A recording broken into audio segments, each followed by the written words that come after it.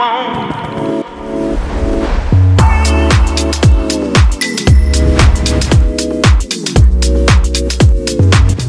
a ngi teewlu seen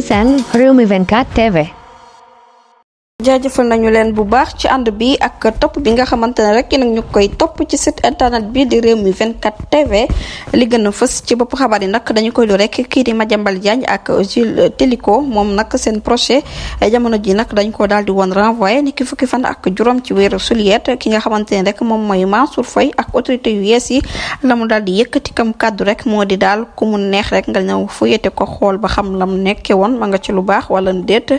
bopp moomel yi nga xamante rek dénkoon nañ ko ndax mi ngi ko doon defee ni mu waree nee na nag mbir mu nu mel xel mu dal dëgg rek la ci am ndax taxewul laalewul amul lenn loo xamante ne tey ji rek mën nañ ko koo topp di kat bi nga xamante ne nag kii di Mansour Faye daal dina koy yëkkati bu ñu jógee ko foofu nag dañu wutali diwaan bu France kii di Emmanuel Macron moom ci jëmmi boppam rek daal dinay maintenir Gabriel Attal ci bopp bu gouvernement bi jamono ji ñuy wax nag moom président bi ma ngay sàkku rek ci Attal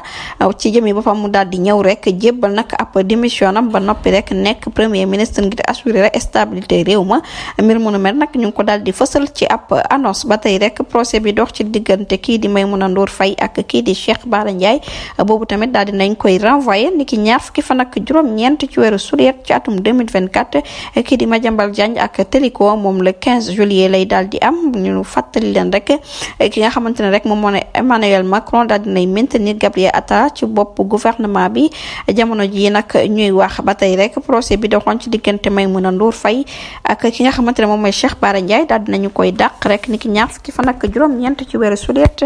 ci atum 2024 bi lay jërë ngeen jëf ci ànd bi bu leen fàttee abonné bés cloche de notification yi ngir dara bañ leen raw